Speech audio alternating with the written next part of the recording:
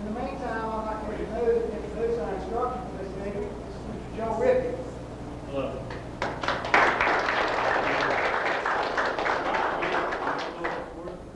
All right, we're going to bow in, then all the children, 10 years old and younger, come down and see the group, and then the juniors and adults go down together. Okay, we're going to do Tashi Ryu.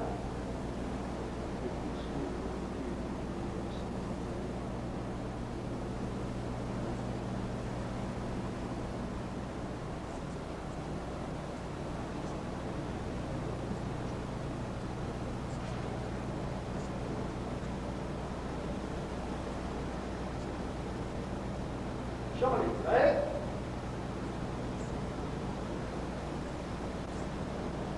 Success, right? What's got here? Okay. Tonight we're going to be working predominantly Shindo Yoshin Ryu Jujutsu technique. And I need for, if you would, each one of you to get a partner. Someone who is about the same size and stature. Now, we were being redundant with our technique. That is, if we were working technique that we've been used to or exposed to for a long, long time, then of course we need to vary our partners. So that sometimes we have a big partner, sometimes a little partner. But on the initial learning aspect, we need someone about the same height and size as yourself. So please get your partners together and let's do this quickly. We need to be as efficient with time as we possibly can.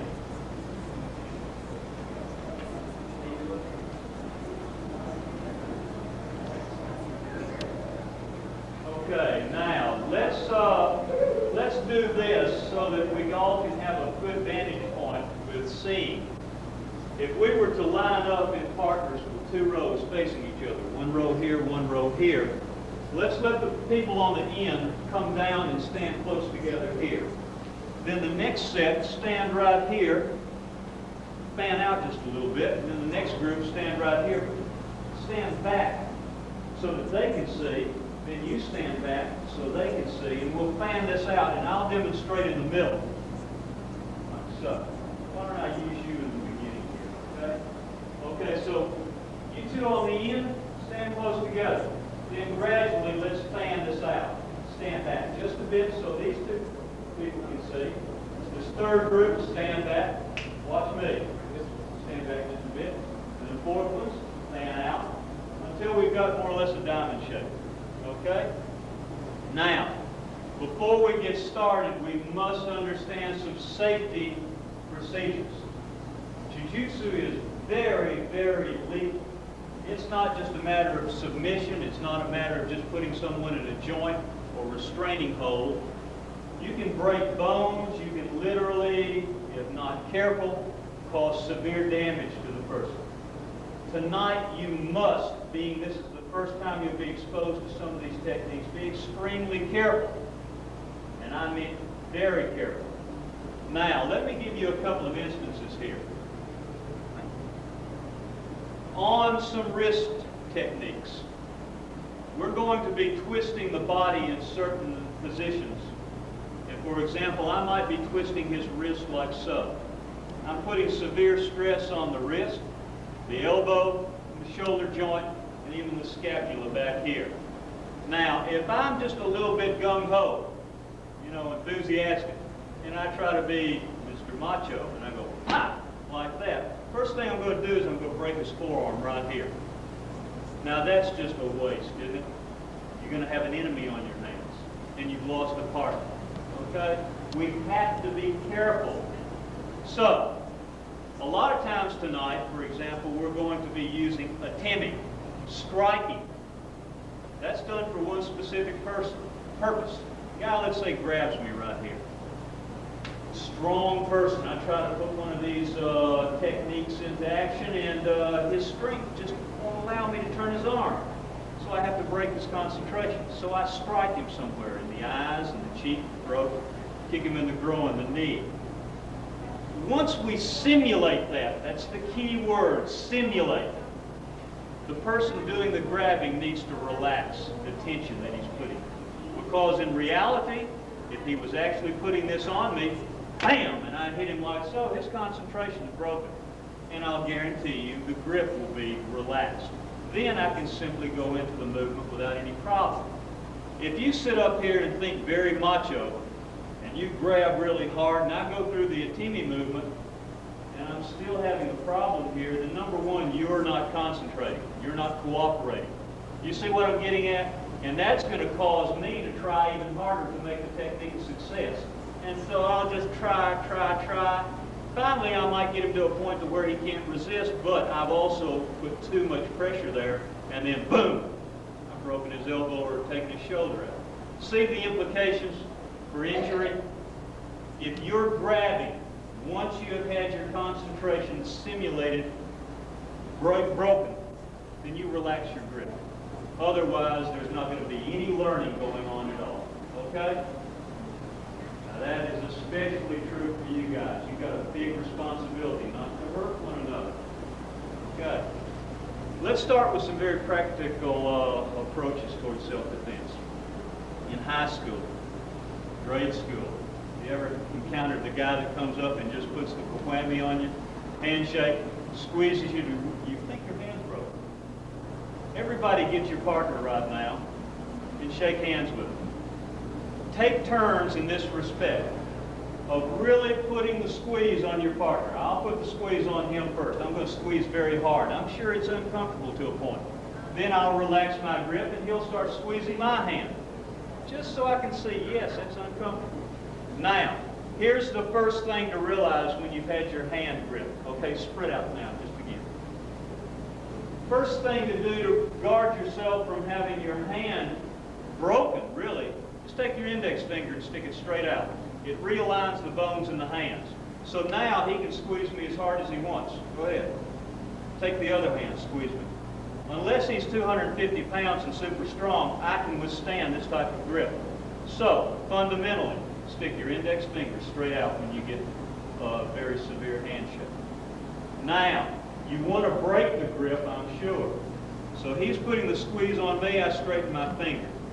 This is not going to be able to be worked 100 out of 100 times, but take his thumb and simply fold it in on him, just like so.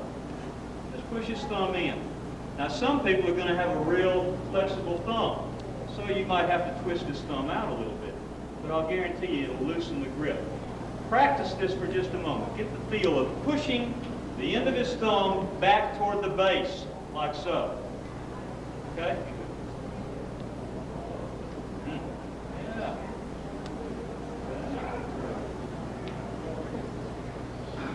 Now the important thing is, on first learning this, watch.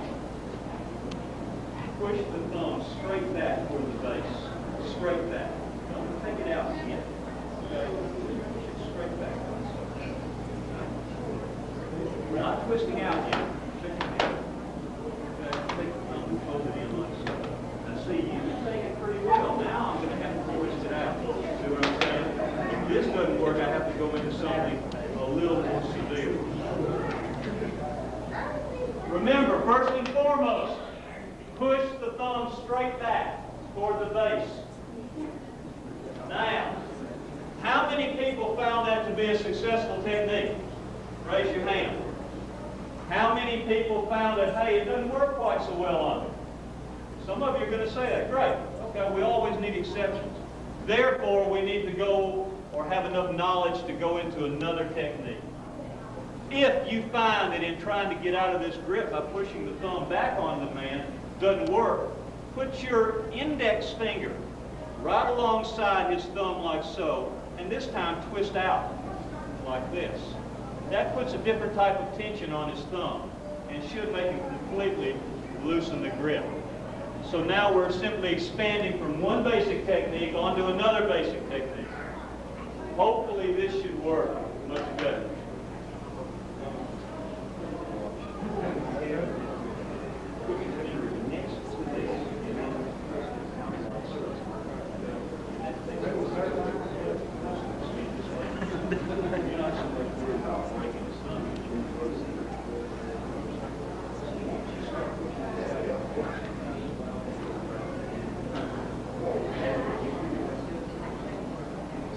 Now remember,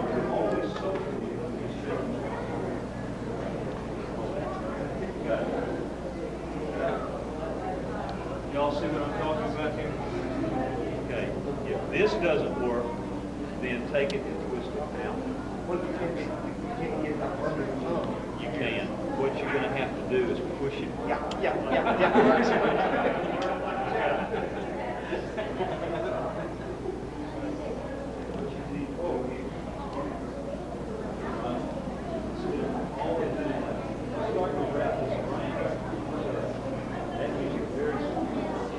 All you're trying to do is break the grip. Once I get enough paint on him, he's going to relax. This is where I said. Good work, though. Right now.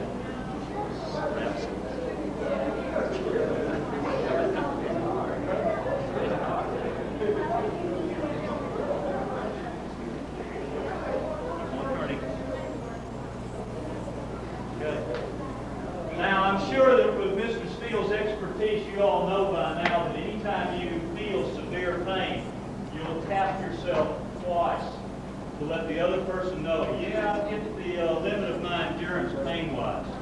Don't be ashamed to do that. It's stupid not to do it. If you try to sit there and show someone how much pain you can take, you might end up with a broken bone or joint.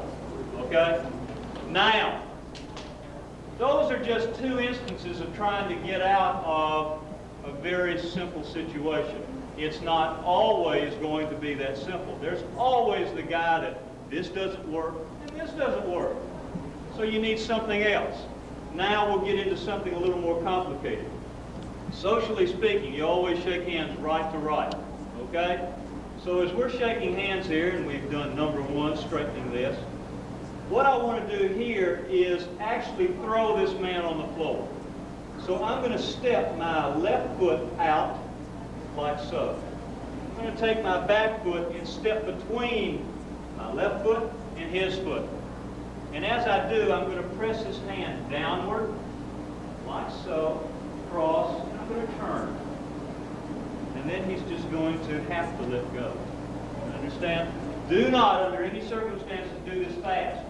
Here are the key points to remember on this particular technique. First, step your left foot out. Number two, step your right foot in between your left foot and his foot and step across like so. Now I've set myself up to where I can turn my hips. As I turn my hips, I'm pressing his hand gently downward. I just don't want to raise it up here. Then I can't twist his wrist. If I have his hand down here, yes, I can twist his wrist. So the hand is pushed down here. I now turn, and he has to fall. Okay? Let's very gently try this. And when you fall, relax and go down slowly and carefully. Don't bang the floor. Okay? Step this foot up here. Step between. And you're going to grip my hand and turn my wrist. Yeah. Got the idea. Okay, now you got him in a different position. Okay. Here. Step, step. Keep his hand twisted out. Turn him like so. Okay. Now, heads up, watch, watch. This is very, very important, please. Some of you are going to say, well, which way do I turn his wrist? What you're trying to achieve is to turn his hand outward. This is turning his hand inward, like so. I want to turn his hand outward. Now, when I grip his hand like so, and I step, notice what I do with the hand that's gripping his. Okay, fan out. Always fan out so everybody can see, okay? There's his grip. There's my grip too. I step between, I set up a position with my feet so that I can now turn my hips, and I'll be working on the ball of my feet. I'm holding his hand down so that I can turn his hand outward. Like so. Just like so. Okay? Not inward. If I try to turn like this, whoa, he'll pull me down. I need to turn him out like that. Okay? Outward. Thank you.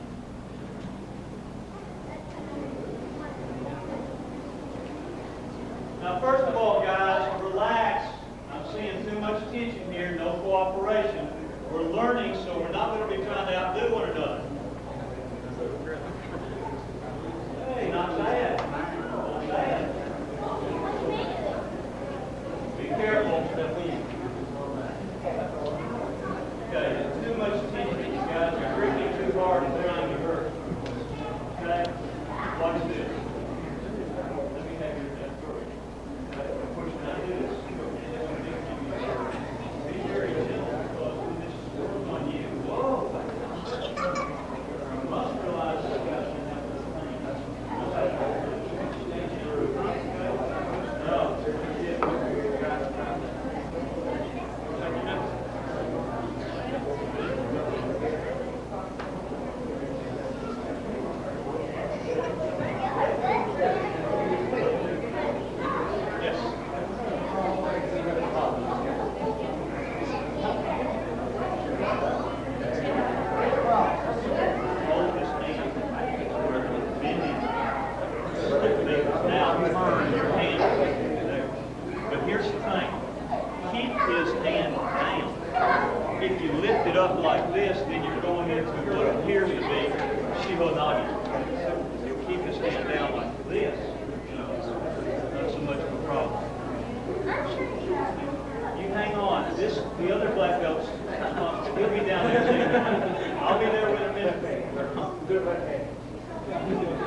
Okay, each person, go through it.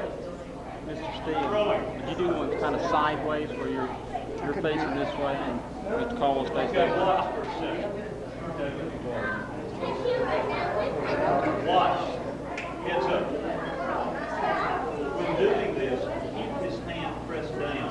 If you hold this hand here and you step, he's got such a bend in his arm that you're going to take a stress like this. You want the stress to be out here with his arm extended. So you keep his hands pushed down. Little step here. Then it doesn't take quite the effort. But if you hold his hand high, gee, he's so smart, he'll get you in a certain way. So it's dangerous to do it high. Keep it low, like so.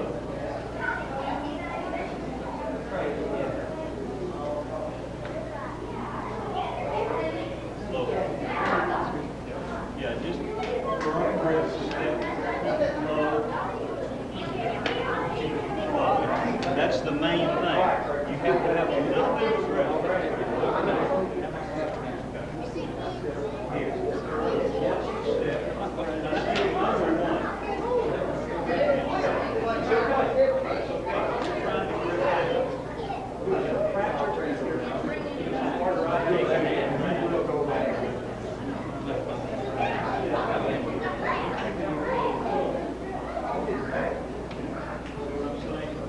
And therefore, I don't have very far to turn. What I want to achieve is an extended arm. I want his arm to be as extended as possible, like this. By bending it sharply, a lot of the stress is out, and then I get way up here and it changes the whole technique. No, I'm not here for entertainment. Okay. On this, right here, keep his arm low. All right. When you step, grip his hand, all right? His hand. Now, the harder you grip, the easier it's going to be for you. Okay? But what you're trying to do is keep this arm straight. Straight like this gives more of an effect. Okay? If it's bent, it's very hard. I'd have to do something completely different to make his arm. Now, that was fundamentally a little more difficult than you might care for. So again, let's go back to basics. There's two areas that are very, very sensitive on the hand. One is this muscle that is between the index finger and the thumb, right here. So in Chinese called the tiger mouth. The healthier you are, the less sensitive it is. So right off the bat, this might not work on some people. But if he's squeezing my hand pretty hard, I can simply grab my index finger around my middle joint of my thumb and push down into that muscle. But look, it didn't hurt him too much. I can also take the same technique, but instead of pushing against the muscle, I'll push against the bone. Oh, big difference. Now, the reason I'm telling you that there's a difference is you might not want to be too severe with the person that you're having a confrontation with. So you might want to just do it like this. Make him a little uncomfortable, he lets go, everybody's happy. If he's really a die-hard antagonist, then, you know, rub it against the bone. Prove something to him. Then maybe things will be okay. Do you understand? You have a choice. A little pain, a lot of pain. Try that, but not too hard. The index knuckle into the meat or into the bone.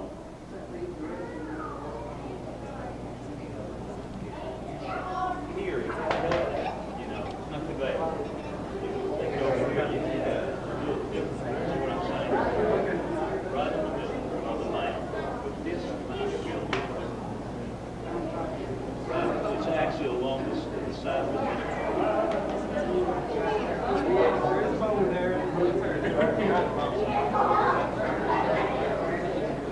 Yeah, you guys done it.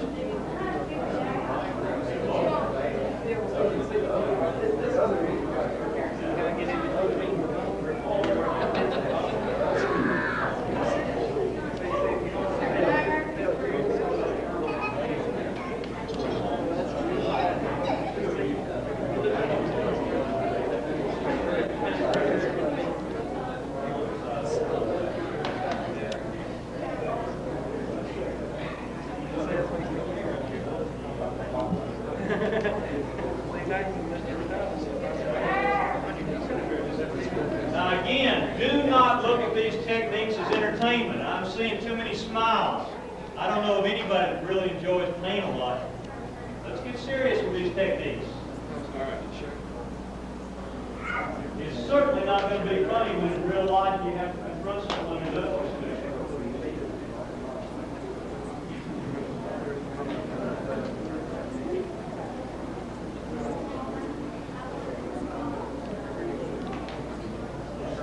Okay, let me have your attention again. We need to start expanding this. So please spread out so that you can see. Now what I'm going to tell you now is very important. This is not only important for your Jiu-Jitsu, but it's essential for your karate training. Now most everyone has heard your teacher tell you at one time or another, keep your center of balance. And of course you've heard it said, your center of balance is 1 1/3 to 1.5 inches below your belly button. We've heard that, right? Have we or not? Okay. Is that all there is to it? Is it just 1.5 inches below our belly button? Where exactly would our center of balance be? Does anyone know in depth? Because I want you to walk away and understand something about yourself physiologically. Your center of balance is 1.5 inches below your belly button. Now, is that English inches, centimeters, Chinese inches, Japanese inches? How do you know where your center of balance is as far as being below? Okay? You judge that with your own body. This is called a human inch. Bend your index finger. The second length of bone is considered 1 inch. 1.5 of those below the belly button is the area that you now start to go back into. From the surface of your stomach to the flat of your back, let's divide that into 10 equal degrees. 3 levels back from the front, or 7 levels from the rear forward. That gives you your exact center of balance. Do you understand what I'm getting at there? 1.5 inches down, 3 levels back from the front, or 7 levels from the rear forward. That is right in the center of your body physiologically. That's where your center of balance is at. Now we're human beings and we have 2 feet, 2 bases of support. When we stand, how are we doing it right now? We're not standing like a crane like this, are we? We're standing with equal weight, generally speaking, on our feet. Put your finger down here in that area of your dandine and hold it out straight. And as you look down at the finger, place the finger equally between your 2 feet. Now this is going to be very simple. You've probably done this before, but we need to accentuate it. I want you to slowly move it either to the right or the left and watch what happens when that finger passes the outside edge of the foot. You lose your balance and you have to regain it, or you will fall over. Do that. Right or left, makes no difference. Watch your finger and watch it pass the side of your foot and watch what happens. You fall down. Now the way the human foot is built, if you could see down to where your center of balance would be, if you were to push that same point past the tip of your toes, you'd fall forward. You haven't as much support in the back, so if you pushed it rearward, you'd fall. You understand the point? Now this is critical for your understanding of yourself, plus it's very critical in your understanding for working Jiu-Jitsu technique. Because if you can move your opponent's center of balance, then you weaken his body structure and the Jiu-Jitsu techniques will work. If you're up here trying to work a Jiu-Jitsu technique on a man who's firmly rooted in the ground, you're wasting an awful lot of time. You understand what I mean? You need to weaken his structure. If I can weaken a man and pull him off balance like this, then I don't have to worry about him even punching me. He can't punch me very strong. He has no strong foundation. You understand the point? So one of the fundamental things you must establish in beginning these techniques is move his center of balance. Get him weak structurally. Then, even though he might be this guy's size, very strong, if he's off balance structurally, you can then twist and manipulate his joints with ease. Now, root that in your head. Don't forget it. So let's start with a very basic technique, a lapel grab. These are not meant to be intimidating maneuvers. When someone grabs you, they're not grabbing you to act tough. What do they grab you for? Why would a guy grab someone? Let's think about what? Are we going to leave it at that? It's like pulling a gun. I've got a 38 here. You're supposed to be afraid of me now, right? If you pull a gun, you better mean to use it. If you grab someone, you better have an intent and a purpose behind it. When you grab someone, bam, you're pulling that person into a punch. You're building up power, pulling his weight into you, striking him like so. So when someone grabs you, it's not meant to intimidate you. You understand? You're getting grabbed for a purpose. So as soon as someone grabs you, you better get out of it. Now, this is very important. Let's assume he's very strong, which I'm sure he is. All right? Once he's grabbed me here, grab with all your might on my lapel. Grab, okay?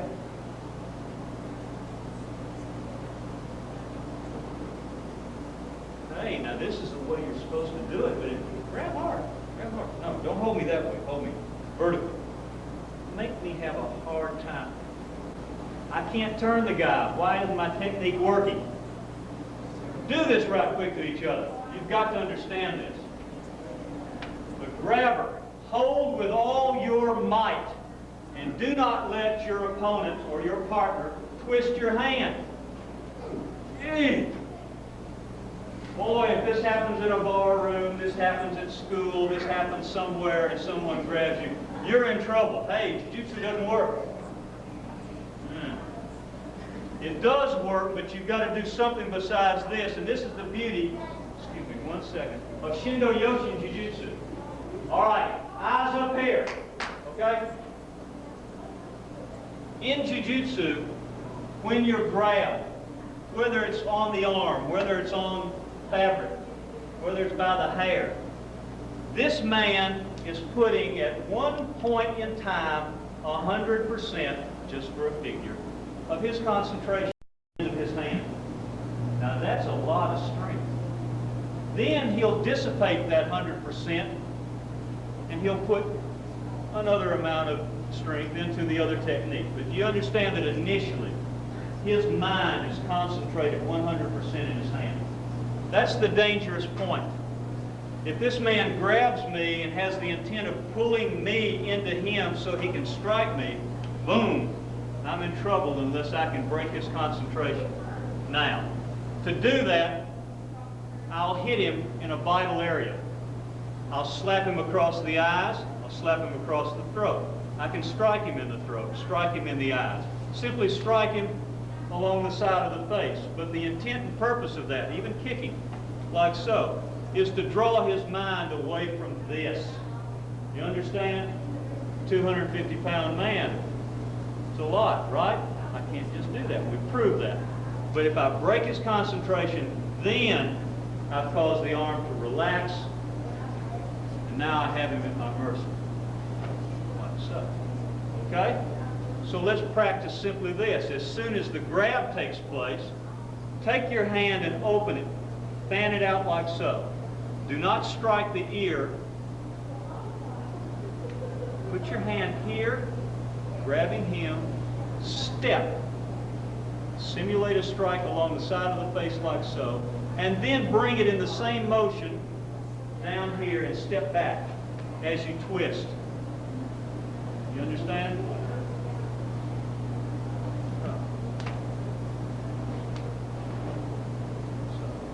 Okay? Slowly. Slowly. Step into him, because if you don't step into him, you're going to be reaching. You step into him and make your hand loud. Otherwise, if you grab me here, you might be much longer in the arm. Oops, you hit him here. Step in. Please step in when you strike. Grab him. Otherwise, see, look at the reach on this hip. You can get at it, but no problem. Boom. So.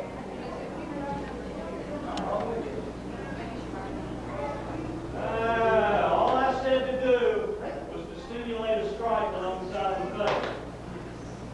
You do exactly what I say, not an arm bar. Right.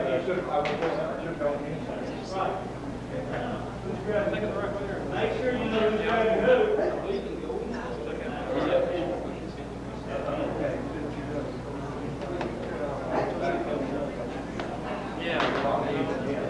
Yeah, he had it like that.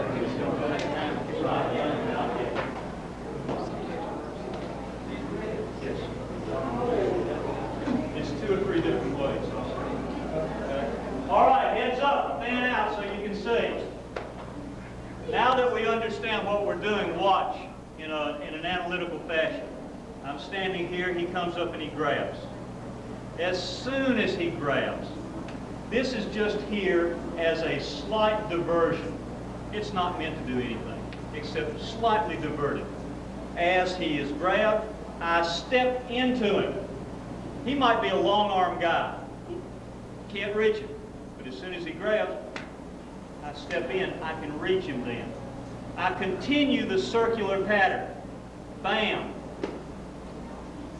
I step back. This has pulled him off balance. Now on this technique, all I'm doing here is securing his wrist, and then I'm squeezing his hand like so. Then I'm pushing his hand toward his elbow, and then I'm starting to push his arm into the shoulder, and I eventually want to push his shoulder into the floor. This causes a great deal of pain. You understand? Unless I want to kick him and just get him out of the way. But the thing that you want to do here is this. I want to turn his fingers straight up to the ceiling and squeeze his hand and then press it forward toward his arm. Then he's at my mercy for a kick, like so. Okay? So again, to go over this, grab here, here, continue the movement here, step back to pull him off balance as I turn his hand, kick, like so. Fingers straight up. All right, we'll go into other things from this. Work this one. Now, as soon as you've had that man slap you, as you twist the arm, Mate, watch me, watch me. Okay, he grabs, like so, boom. Now, if I try to turn his hand by not moving my legs, looks a little cramped, doesn't it? Believe me, it is a little cramped. This is no good. Plus, I'm not really putting him off balance. I'm having to use a great deal of strength. If I move my body efficiently, then once I've secured his wrist here and I step back, I'm pulling him off balance.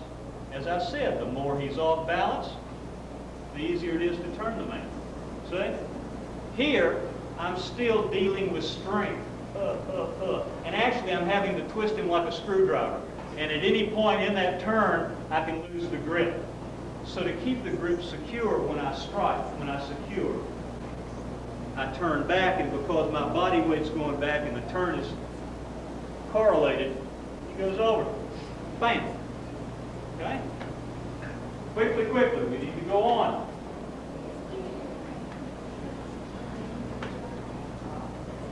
Get serious. Yep. Now you can change it. You can change it. I'll show you the various positions that you can place that hand. But here, watch. Bring him up a second. The reason that I did that, he grabs, strike, secure. I step back and I hold him here, like so. I don't want to take him to the floor. If I take him anywhere, I'll let him go naturally there, but I want to kick him. Boom! Now he's out of the picture. Okay? If I wanted to get him to the floor, then I would press here. And if he started to roll the other way, then I'd have to start doing some other techniques. See what I'm saying? So here, this is meant just to secure him in the bent over position so I can kick him. Okay? If I wanted to do something else, then maybe this. So, okay.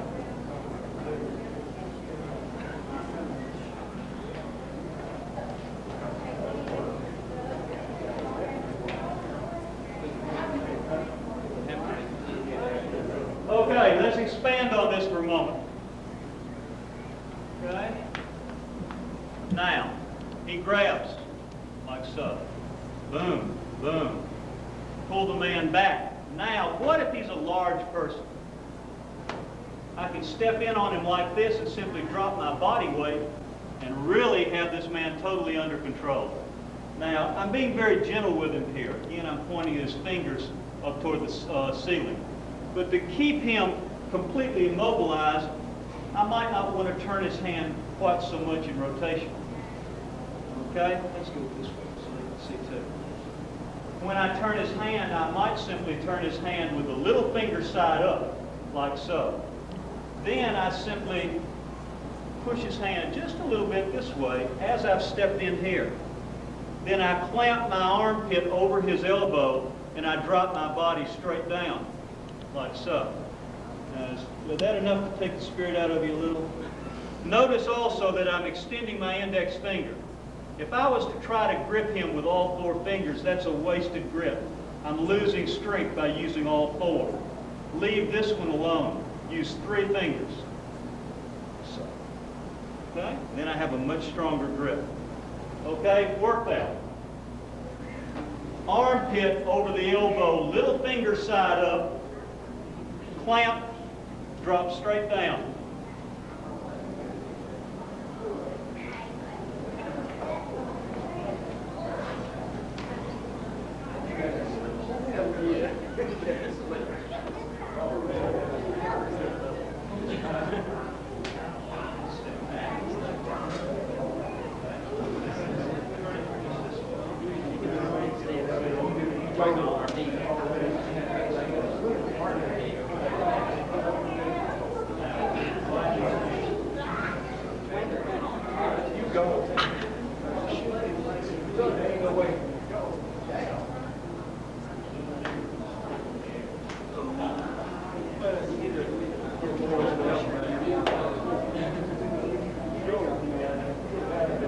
Shikodashi the other way, Mike. You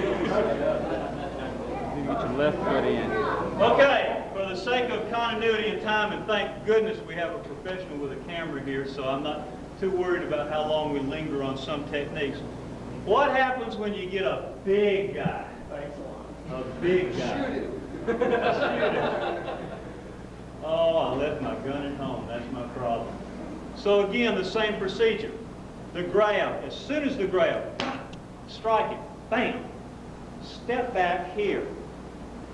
As I grab him, I'm pushing the little finger side straight up. I do the same thing, but look at the size. This guy's so big. How do I get him to go down to the floor? Well, I take one of my bases of support, one of my legs, keep just enough effort here. I'm trying to get my armpit over his elbow. That's okay. It's not 100%, but at least I've got it over his arm. So I take my leg that's closest to him, and I simply remove it. Like so.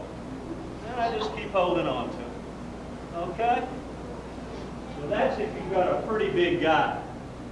Again, turn this up, grab here, swing the leg out, and throw your body weight down.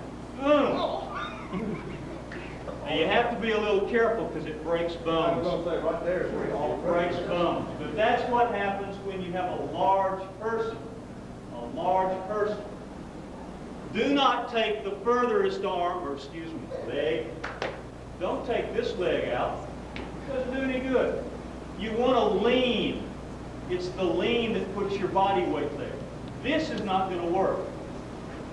See, I'm trying to drop my body weight down, but that's just not quite getting it. I need to truly put my body weight onto his arm.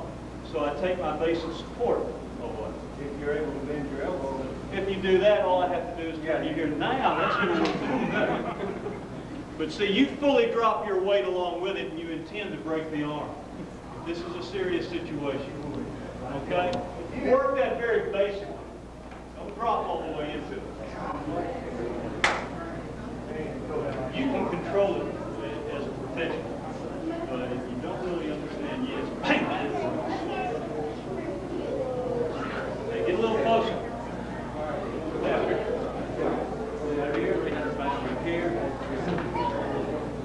Take your leg away. Not too fast. Not too fast. The faster you go and not know it, the more danger.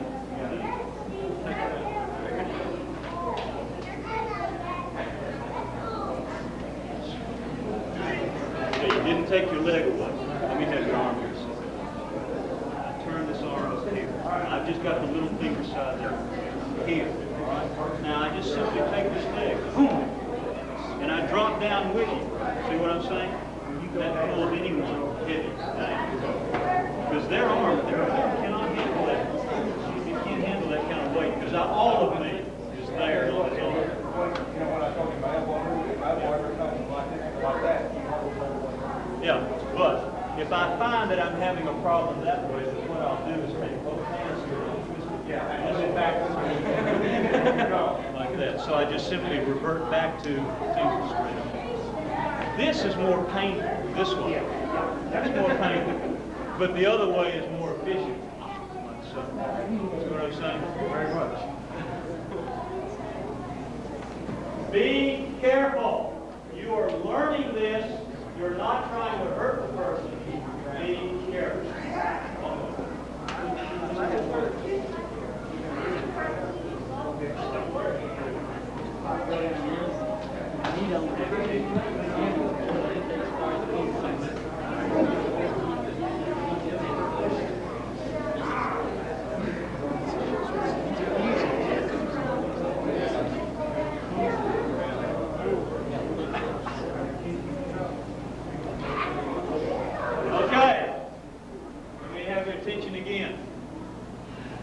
Personally prefer that when I show things that start to begin to get progressively more difficult is to give you a slight break and always revert back to something that's still simple. You must have a large repertoire of these techniques because you're going to encounter situations that if you only learn one technique, it might not be sufficient. You need to be able to go from one into another, like with the hand. If this doesn't work, then this would probably work. If that didn't work, then you would simply turn. That won't work. You understand? One builds upon the other. Now, let's get back into something a little more basic here. On a grab. When he grabs, when he grabs from this side, as soon as he starts to grab, place your hand between your gi or your material and his hand, like so, not grabbing him, but place it there. That does something psychological here. As you step in, like so, but it's done simultaneously, so that if this man comes up to you and grabs you, like so, the weight of his body turning here, the weight of my body stepping into him, like so, he's on the wrong end of this thing, you understand? he does not have a chance to get anything done. This might be a good opportunity for me to expose something here that we'll get into later. And that is what's called tsubo. In Japanese, vital points. T-S-U-B-O, tsubo. Here we're working with a very lethal technique. Without any control whatsoever, when I hit this man, I'll probably crush his throat. Now hopefully you have a very humane attitude in the martial arts and you're not thinking kill, kill, kill. You can place your hand here and simply use the thumb at that point right there and completely subdue this man. Like so. Simply by pressing to the inside edge of the sternomastoid muscle. And at the same time, you can put an arm bar on it. But do you understand what you can do from this position? Okay. So let's look again. He grabs. See where my thumb is? Turn your head this way. See the muscle that turns his neck? Watch my neck. As I turn my neck, sternomastoid, sternomastoid. He grabs. I put my finger between where there is no muscle and where the sternomastoid is. 1/4 of the way down the length of the muscle is where I push. I'm actually pushing on a lymph gland. There's a lot of pain. Okay? Try this very softly. Very softly. Do not under any circumstances squeeze your partner's neck.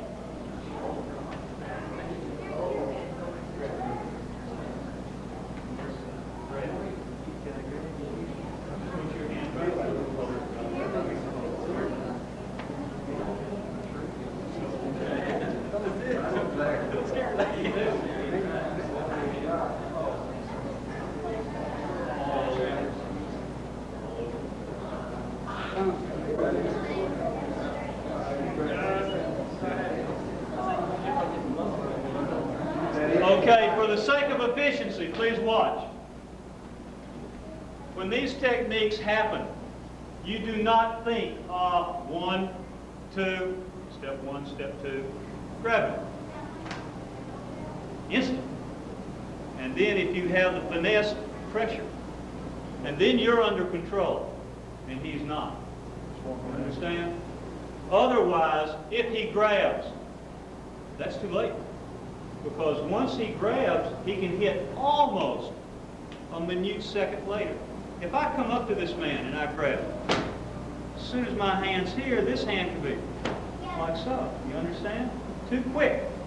So as soon as he grabs, I have to be at his throat. And then I have to control that man. You see? So you can't go 1, 2, push. No good. So you have to get the smoothness of the movement down. You're working with principle. It's taught in a segmented fashion, step 1, step 2, step 3, so that you can educate yourself physically to the motion. But once you've done that procedure, 1, 2, 3, then when he grabs, it's all one movement, like so. Okay? Quickly. A couple more times. Do not squeeze the throat. Push, push, push.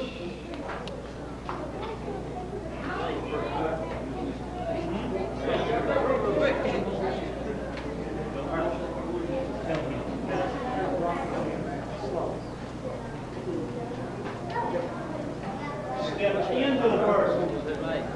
Very too much. First of all, are you all grasping this? There's not too much of a problem with understanding the movements, right? Okay. Same technique. Again, he grabs. Okay, he's got a bum arm here. Step in, or you can simply pull this man. Remember I said balance? By turning my hip. If I stand naturally, let me analyze this for a second. If I stand in what is a natural posture in karate, it's called shizen hontai, or hachijidachi. It's when my feet are separated by one shoulder length and it's measured by one shank here. If I'm in this natural position, this is the way I'm more than likely going to be standing at all points in time. Okay? When I'm attacked and grabbed here, it's very hard for me to take this man off balance, maybe forward or backward, without making a big step. I can take him off balance by simply positioning myself slightly different by means of moving the hip. Turn your hip. Now the man's off balance.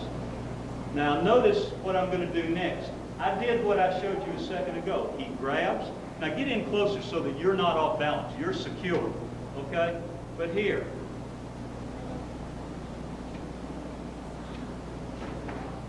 So, all I want to do is secure his arm.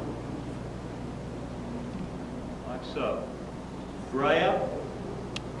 Bend. Take him down. Now, when he grabs, I can hit, slap across the eyes like so, throat, whatever, but I want his attention. Once I've got that, I'm going to grab here with my hand like so, and I'm going to pull his elbow to where it's bent. Once I get it in a bent position, I'm simply going to continue lifting the elbow but pushing the wrist down. Now once he's down here, use your own imagination. You can keep him here, kick, kick, kick, like so, but it might not have to go that far. You might simply want to take him to the ground, period, to prove a point. You understand? So you can be non-malicious, or you can be very affirmative, assertive. Okay? So again, he grabs. Boom. Okay? What did I do wrong there? Thank you. Okay. Bam. Here. Here. Grab. Roll. Bend. You must bend this at least a 90-degree angle. Lift the elbow and push the hand down. Like so. Okay? Be very careful. Very careful. Please. Work this.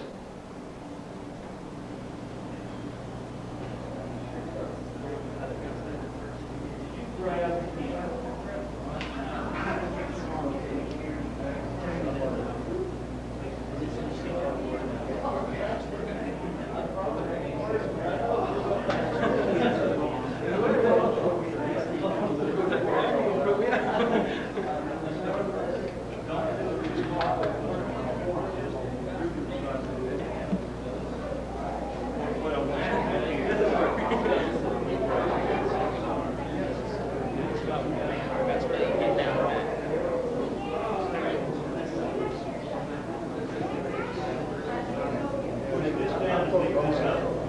See, here's the whole thing. Okay, eyes up here, please, for just a moment. This is where a lot of people comprehend that when you've gotten hit in the face or the ear, primarily this hand is expanded so that it causes a slight curvature in the palm of the hand, like so. And then by hitting across the ear like this, believe me, the pain is very intense. His concentration's out the window. Once it's out the window, this is very limp, no strength. I think you're failing to realize that, so I need to remind you again. When your partner strikes you here, relax your arm, because when you make it tense, your partner's going to try very hard, and it's pure muscle. And then all of a sudden, he gives, and you're still putting pressure there. And suddenly, pow! I've taken his shoulder out on this move. Now that's dangerous. You understand? We are learning techniques, so therefore we have to be very cooperative. Boom, like so. Then you'll find that Jujutsu literally takes no effort whatsoever. No effort. It's effortless. As the Chinese say, against 1,000 pounds you use only 4 ounces. That's how effortless these movements are. But notice the importance. Getting his attention. Break his attention. Don't always stick up here to the head. Boom. Kick him in the knee, shin, inside of the leg. Boom. Throwing. Okay? Whatever is there, break his attention. That's the point. Okay, go over this again quickly. Here for a second. Now we're going to get into something that I really like because it's very sophisticated. Okay, grab me here. This time we're not going to worry with striking the person. Okay? We're going to work against muscle. We're going to maneuver muscle. As he's gripped me here, I'm going to take my hand here. And what I'm going to do is grab in the same standard fashion, putting my 4 fingers here Or do you remember, was it 4 or 2 or what? 3, okay, 3 fingers. I'm going to put those 3 fingers under the knife edge part of his fist. When he's making a fist as he grips. Then I'm going to wrap my thumb around his fist. Okay, you can come up here and watch this. Okay, just like so. Notice the position that my arm's in here. Okay, 90-degree angle. I'm now going to take my arm and I'm going to pull it across his elbow, simply wanting to twist the muscle here. Most of the time when you're grabbed, what the person has done is they've stepped in with an extended arm and then they contract and pull you toward them. That's good. That's good because as he's extended, this is the initial primary stage, the extended arm that's grabbed. I have to be very quick and I have to grab him. But as he starts to pull me toward, I now use that natural bend that he's putting on, and I'm pulling this back to bend it even more. But as I pull this way, as if a knife cutting this way, I'm twisting his hand this way. Okay? Now, to make this hurt worse, grab. Make sure that it's very simultaneous, like so. Okay? And twist this out as far as it'll go. Okay? By doing this, watch my elbow again, 90-degree angle. I pull the hand like so, and I drop my elbow inward. And I twist, like so. Now see, watch this. This is essential. This always happens, and I'm glad. You know that this is painful, right? So what's your reaction? You're saving yourself pain by saying, all right, I'm going to stiffen up. That's good. Because if you run into a man who's strong, he's going to have the same kind of arms, like an arm bar. What you do is, notice that to help my twist here, I'm simply going to turn my body here as I pull. So that's going to help twist his arm. So the harder he tries to withhold or resist, I simply turn my body like this. So I now have my total body mass in a twisting position. It accentuates the grip that I've got, and how can he withstand it? Like so. Does that hurt? Like that? I have to check myself once in a while. Gently. This is very, very painful. Work it both standing, like so, and turning, like so.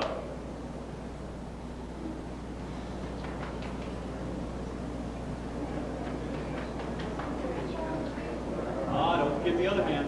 You need this one to come through. Push it down.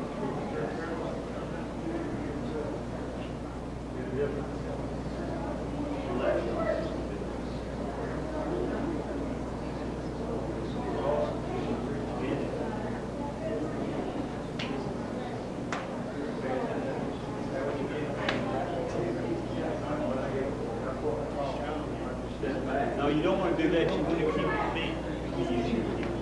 It will not work. I'll let your arm stay straight. That's not going to work. My intent and purpose is to bend your arm and then twist. See what I'm saying? Mate, watch again. It's very, very difficult for me to try to explain these techniques to the nth degree verbally. I have to watch somebody say, well, what happens at this or what happens at that, and then it helps me accentuate other points that are necessary in your learning. You do not want this man to have his arm extended. It will not work. Won't work. What you're doing here is you're placing your arm here. Maybe a little body weight goes into it as you pull, but it's to achieve bending his arm. Once I bend his arm, there's no problem. There's no problem, but I've got to get his arm bent. I can't let it stay straight. So that's why you're pulling the arm in a sword-cutting fashion backwards, like this. Otherwise, if it stays straight, nothing happens. Okay? So it says pressure here on the muscle. The pressure is in this respect. Let's look at the musculature of the forearm here. You've got a lot of different muscles. I don't need to go into what they are, but primarily, what I want to do is, relax this for a second, bend it. I want to pull manually his muscle this way. Let's call it counterclockwise. That's a good word, I think. I want to take his wrist and I want to turn it clockwise. So what I'm doing is I'm wringing like wet laundry his forearm. So I'm making abnormal positions in the bone structure, and I'm making a very twisted, elongated effect in the muscle, like so. That's why it hurts, okay? It hurts the wrist. It doesn't hurt that much in the elbow. It's right here at the wrist. But it takes the elbow to get the wrist to heighten. Yeah. Boy, does it hurt the wrist. Quickly, let's don't waste time. Let me show you one of Mr. Suzuki's favorites for this type of grab. Let me use you. You're a little bit taller. Now, I must explain that sometimes through your own experience, you'll find that certain techniques will not work against people who are larger than you. Also, you will have problems working certain techniques against people that are smaller than you. Again, you need a wide gamut of understanding and proficiency in Jiu-Jitsu to be able to know what's going to work against someone who's close to your height, what will work against a taller or shorter person. Okay? Here, he's a little bit taller than me. That's good. Now, what Mr. Suzuki does, okay, this is going to be a little tricky. You get so long. Okay, let me use you because I want everybody to work these from the same side. To learn, if I demonstrate all the time using my left side and everything, I want you to relate the same way to it. I don't want to be swapping around and then everybody scratching their head with which side's which. Do you understand? So I'm going to show it one way only and you relate to that one way. From here, Mr. Suzuki will grab the hands like so. Duck under. Lift. And if he wants to, he'll come back straight and he'll put it like this. Not like this, okay? This is what you generally see. But again, using the little finger straight up, pulling down, like so. Now, if he doesn't let go, that's okay. Go in small. Then it'll lift. Then pull him back, armpit to my shoulder, and down. This is a worse pain than this. You can handle this, can't you? That's not too bad. A little different, isn't it? Okay, little finger side up, up. Use you. Just relax totally. I will not hurt you on that. Watch my hands. Watch my hands. He grabs. Okay? Very natural grip, right? Once I grab,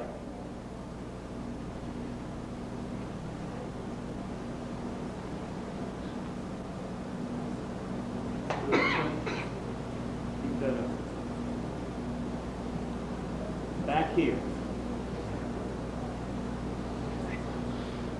Go ahead.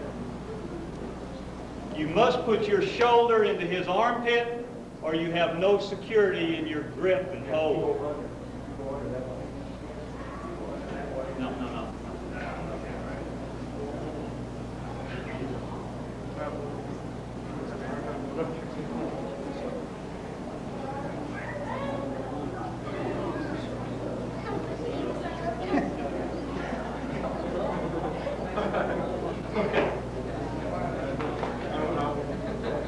Now again, I'm being brief with this. Boom. Okay. A lot of times, please, distraction. Boom. Kick him. Kick him. You know, on the inside of the kneecap. On kicking on the lower leg, I better explain something here. See the way this guy's clothes are on him? I don't know if his gi is baggy or if he's Steve Reeves and has calves that are out to the outer edges of the material. I don't know how he feels his gi up. I should not take the ball of my foot and aim it, boom, like this, because I don't know if I'm going to hit solid or not. What you need to do is turn your foot like so that you'll guarantee yourself a much wider striking area, so that when you kick here, bam, I'll guarantee myself hitting it, bam, like that. And I can raise it, of course, and hit in the knee area, and I know I'm going to hit the guy. Here, boom, whoa, I missed him. See the danger there? You don't have time to fool around and take a gamble. So anyway, he's grabbed, okay? Bam, kick. Grab, palms up, like so. So, now if you want to, break his arm and throw him across the room, but you push your hips back, like so. Okay? Yeah. Otherwise, what will happen is you go like this here. Oh, boom. You don't stand on Just a little.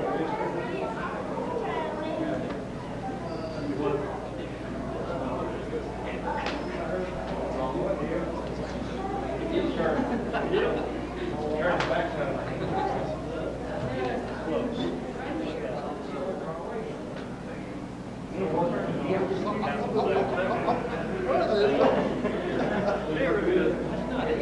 See, he's making it. You can't try to use that when he grabs toward the outer. Go down. Go down after that. Okay, when you get the all right. You go that way, and then you come up right there. So you pull. You got the arm. Get your hand under it. So you have to get.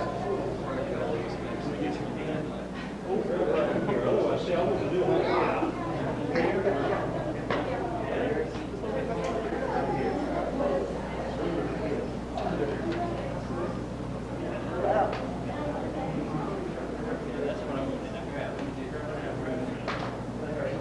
Under, bring your head under. As you step, bring your head under.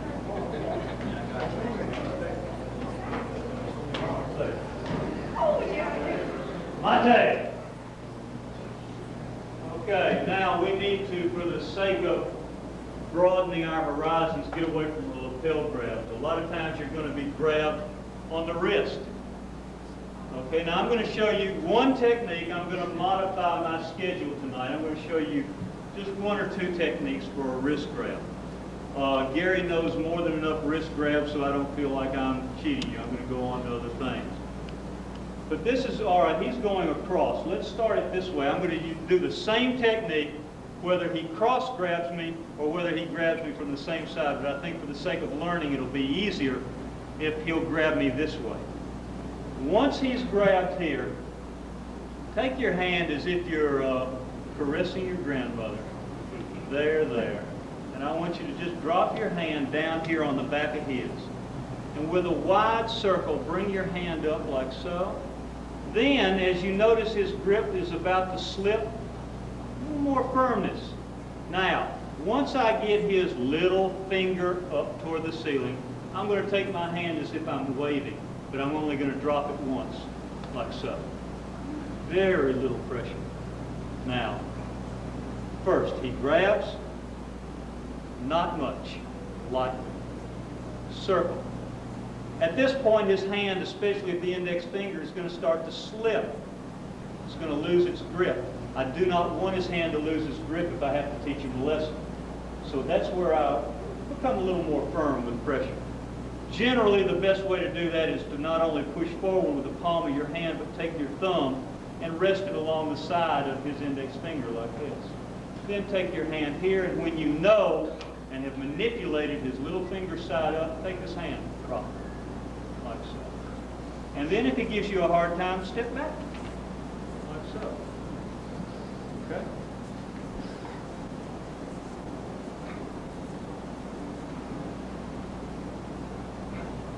So. Work that. That's right. Again. Okay, he grabs. I try to do it. Whoops. Hey. At this point, I can see that it does not work. Then I go into the one that I showed before. This is what I'm simply saying. Things build upon one another. So if that doesn't work, go back to something else that you know fundamentally well. And there's very few people that can withstand that, to be very honest with you. Okay? Thank you. I'm glad it didn't work. But again, be careful with this.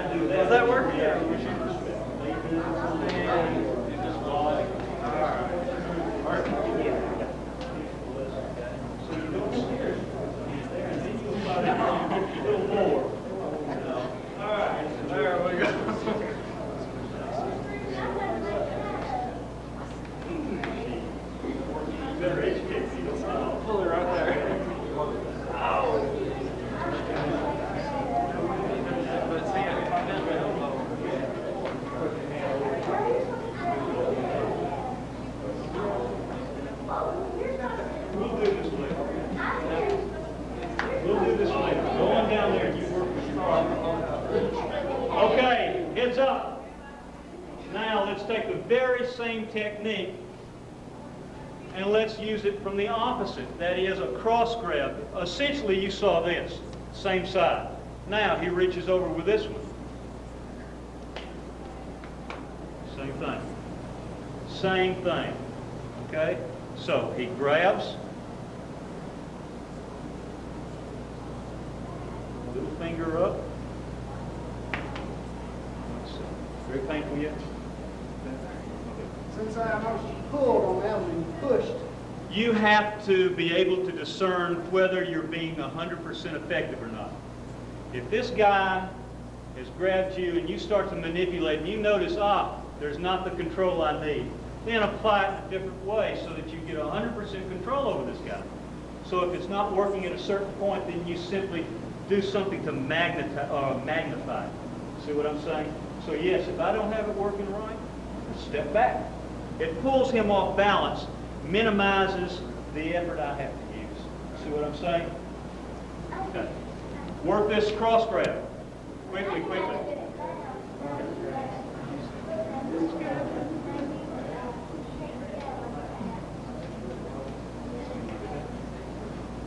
What if I turn that?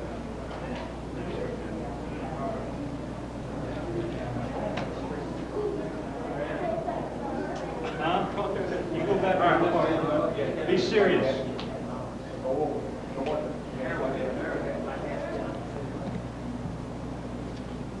I don't think I need to go into Shiwanagi or things like that. Mr. Steele knows those. Let's get into some very pragmatic techniques. I mean, things that, besides grabs, you're likely to encounter. Well, you've got a sore arm. Yeah, okay. Grabs, let's say, from the side, all right? You don't always get grabbed this way. You get grabbed sometimes here on the sleeve. Here, here. That's not too difficult at all. He grabs, place your hand here, 3 fingers around the knife edge side of his fist. Bring your hand up. Then bring it in close, not at the elbow, but close to the wrist. Again, turn his little finger side straight up, and then simply step to the side, or should I say pull him. Like so. Like so. Now, can you get out of that? You could if you knew. You can get out of these things. There's an escape for all of it. But if you take them by surprise and get them to a certain point, you're in good shape. Once more. Here, here. Now bring the arm up to the outside and naturally let your arm bend in. And just drop your body with it. Okay?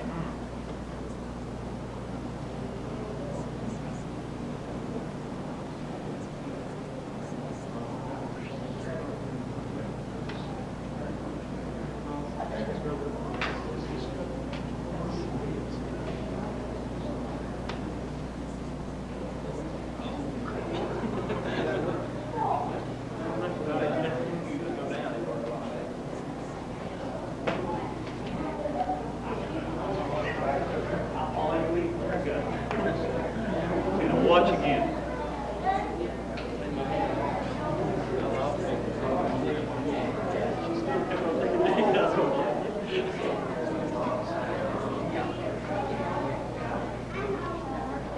Okay, quickly, because we need to go into one last phase here. This is going to be very important for the younger people. Oh, pretty good. Good.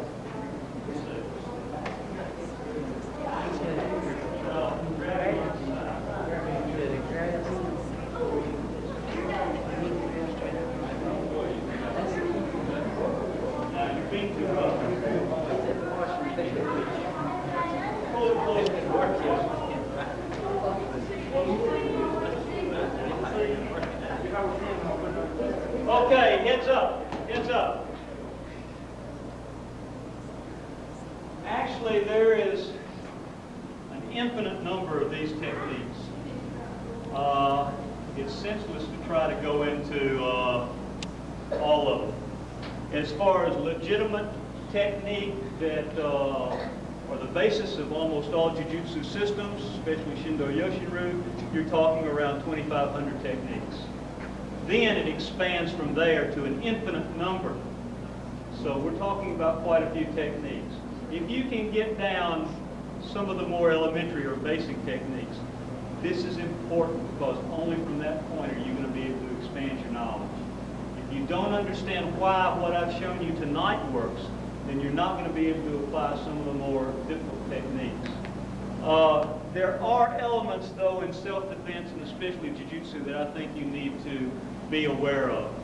And that is on the Tsubo, or the striking points that I fundamentally showed you here was one. Let me show you others so that you can have something to walk away from here tonight and be able to use almost immediately. Let me have a volunteer. Okay. Self-defense-wise, what's called Goshin Waza. Let's take a situation where this guy bear hugs me. Okay, like so. Oh, am I going to be able to do anything to this guy? Can I hit him right here and all this stuff in the movies and pop his ears?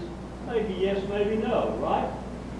Well, what if I was a woman, very demure and small in stature, and this man was just a giant?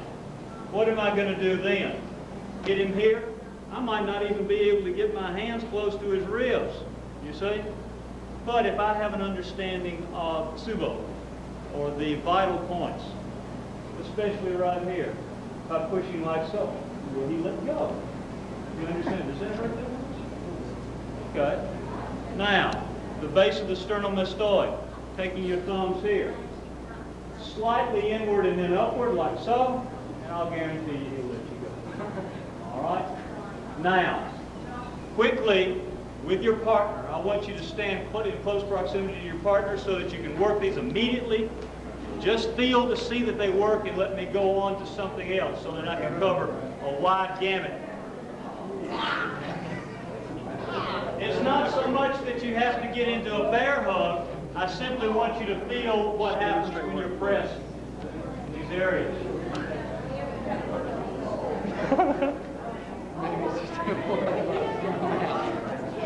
Okay. You want him? Me? I'll just take him for the time being.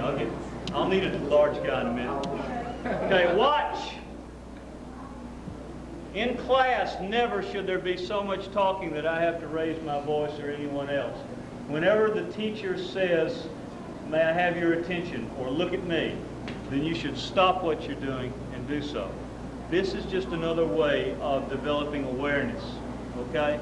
You not only will keep your mind on the task at hand, but you also keep your mind on the surroundings, and especially attune yourself to the instructor. He's your fountainhead of knowledge. When Mr. Steele says something, stop, listen. Don't continue. Now, on grabs again, or even chokes. Let's go into chokes.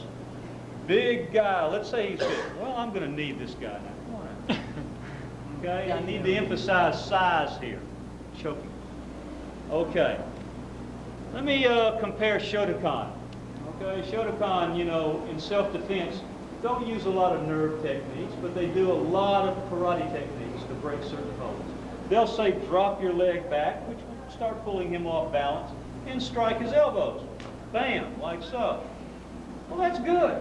That could work, but then what if I, again, am a young woman, very demure and small, okay? I might hit his elbows and bam, my hands fly off. Nothing happens, and he's squeezing the life out of me.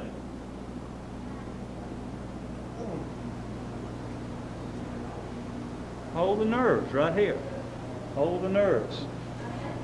Grab, throw. Run your thumb down his forearm to find the place, right to the insertion point of the bicep. Find it, press in, and turn. Very little effort, was it? Very little. Okay. Run the thumb down the forearm to the insertion point. Press in and roll it. Here, let's go. Okay? Down. This is done as a safety measure to assure you. You don't want to just start grabbing and poking and pushing and turning. You don't know what you're doing. By running the thumb down, finding the insertion point, push in and then roll like so. And then I can control you a little bit there. See? Whether he's doing two hands or one hand, grab with two hands. All I have to do is work on one arm. And he lets go with the other. Do you see the benefit of that? It's almost right on top of the leader that's sitting It's there. right at the leader. What you call the leader, you push beside it, roll the thumb across it, and you hit the brachial ganglia. See? So it works. Now, other things, and I'm going to do this for the sake of the fact we have a camera and time is running short. Sometimes you get grabbed by the belt, not the obi, but a trouser belt. People will pull you, and you know, this is humiliating. You know, this is where people are bullying you around. If he grabs your belt, your JCPenney's belt, as they say, you're running here. Grab his wrist like so.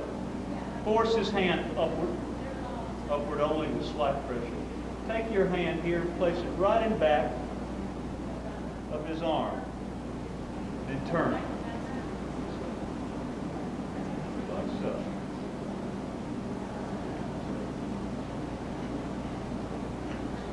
Then he'll let go. Now this is important. Your wrist here. It doesn't have to be a grab. You could have a punch. I get into the same position of bracing his hand against my body. This is a very good technique to simply pivot on like so and sling a man into a wall. Because once you've got his attention here, he's yours. Now, your wrist comes here, right to the back edge, not like this, but here, at this angle. And you simply turn your wrist, like so. Like that. Work that quickly. Work that technique, especially for the benefits of ladies. And I think this is also going to help the younger people. Actually, I think it's good for everyone to know this. Now, let's picture a situation. You picture your own situation, but I'm going to give you one and you can expand and elaborate any way you want to. Young ladies sometimes get accosted by ill-intended or intent young men. They have things on their mind. And they're in close confined quarters, such as a car. To use you here, okay? I'm Joanna, and this is John. We're sitting in the drive-in. He puts his arm around me like this. Okay, now, if I learned basic jujutsu, I could probably do this, like so, out here on the dojo floor, but could I do that in a car? Just like practicing taekwondo, you learn all these acrobatic tricks, but what if someone attacked you in a phone book, literally in a phone book? What do? You don't do anything, you get hurt. Now, in situations where you're very, very confined, you must have an adequate knowledge of nerve gas. You understand? He puts his arm around me. He gets really fresh, very fresh. You understand? How do you get him to stop? Do you do what they do in the magazines by taking your arm here and smashing him in the face? Maybe you can't build up enough acceleration to hurt him. Pinch his neck. Very simple. Take the sternomastoid and pinch it like so. It will literally make you nauseous and he'll leave you alone. Now just get an idea of this on one another. Take the thumb, put it inside the sternomastoid, and then simply pinch.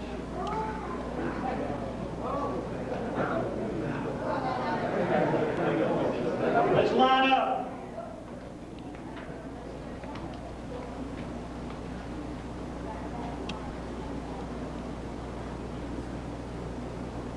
Now, fortunately, Mr. Steele has a very good knowledge of Jiu-Jitsu. And when you have questions on these techniques, he can fill you in and explain further on how they work. But what you have to firmly understand in your own expertise, your own knowledge, is why do they work? You don't just learn a technique and learn that I'm supposed to twist outward. You have to learn why it works. Why does it hurt? How is it affecting the body itself? Let me use you again, You need to realize that what's going on with Jujutsu techniques is that you are manipulating joints in such a fashion that it is counter to its natural state. Flexing a wrist in like this is not a natural condition. Flexing an elbow and a wrist and the fingers like this is not a natural condition. Taking a finger like this, that is not the natural way that the finger is meant to be held. Very painful. So, in twisting here, that's not the way your arm wants to go. This is not the way your arm wants to go. This is not the way your arm wants to go. You understand? You can tie a person into a pretzel, but you must understand every joint and why it is working. You have to understand what's happening here at the wrist. What now is going to happen here when I strike the elbow and bend it? What is happening now as I lift here at the shoulder, like so? What happens here if I draw his head back like this? I don't even worry about an elbow in the groin. Not when this is done properly, like so. But do you understand what I'm saying? The best thing to do is take your own body and manipulate it around. That's the way to become educated. Ouch. Well, you know the limit in that movement. Turn it this way. Whoops, that's as far as that'll go. Then you begin to understand. Twist your hand this way. You know just how far. Learn your own limitations, and then you can appreciate how the techniques will be applied to other people. When it comes to the nerves, you're going to have to rely on your teacher. These are areas that are rather esoteric and not, generally put out by teachers. Your teacher will tell you or explain to you when you're ready. Some people don't need to know about this stuff. I hope maybe I've whetted your appetite, but that's as far as we needed to go. I don't need to go into other things. You understand what I'm driving at? It's up to him. Okay? Turn around, please. Doggy. Fix your geese.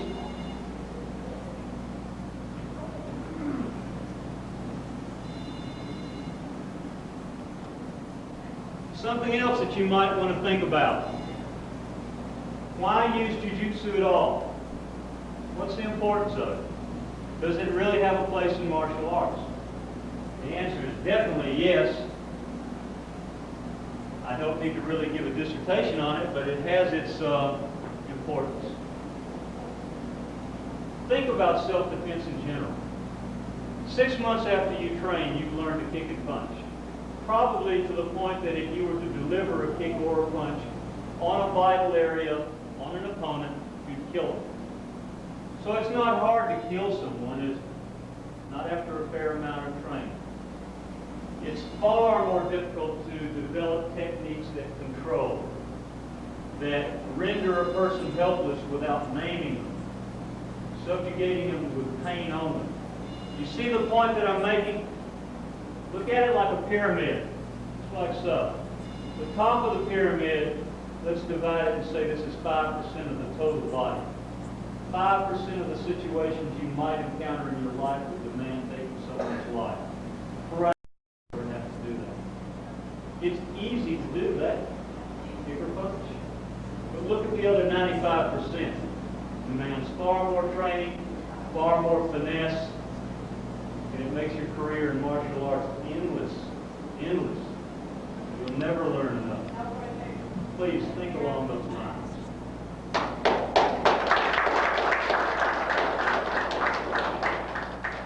Aren't you ready?